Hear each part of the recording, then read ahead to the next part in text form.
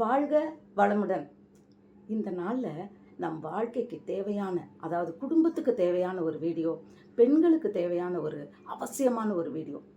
இந்த காலகட்டத்தில் பார்த்திங்கன்னா, கணவனும் மனைவியும் வேலைக்கு போகிறாங்க. ஆனால் அந்த காலத்தில் அப்படி இல்லை.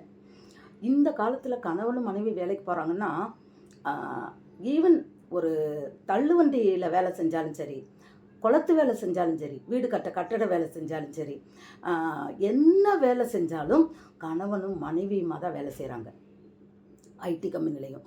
ஆனால் இந்த கணவன் மனைவி வேலை செஞ்சு வருமானத்தை அவங்க பெருக்கிறது நல்லது.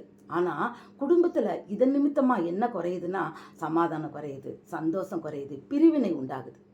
அநேக குடும்பங்களில் பணம் நிறையா இருக்குது, வசதிகள் நிறையா இருக்குது, பெரிய வீடு, ஆனால் என்ன இல்லை, குடும்பத்தில் சமாதானம் இல்லை. கணவனுக்கு மனைவிக்கு இடையில ஒரு ஒருமனப்பாடு, ஐக்கியம் இல்லை. நீ பெருசா நான் பெருசான்ற ஒரு விட்டு கொடுக்காத ஒரு தன்மை இருக்கிறது.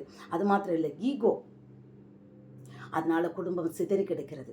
இன்றைக்கு இந்த சிதறி கிடக்கிற குடும்பம், அதற்கு காரணம் என்ன, ஏன் அது எப்படி ஒன்று சேரணும்? நிச்சயமாக இதை குறித்து ஒரு லாங் வீடியோ ஒன்று போட்டிருக்கிறேன் பிரியமானவர்களே.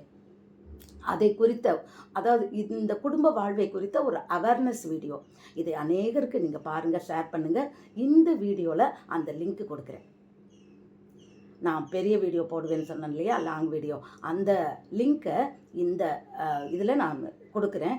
அநேகருக்கு அதை ஷேர் பண்ணுங்கள். குடும்பத்தை யாரெல்லாம் பிரியணும்னு நினைக்கிறாங்களோ, டைவர்ஸ் பண்ணணுன்ற நிலைமையில் இருக்கிறாங்களோ, கணவன் மனைவியும் பல காலமாக பிரிஞ்சு இருக்கிறாங்களோ, அவர்களுக்கு அனுப்புங்க.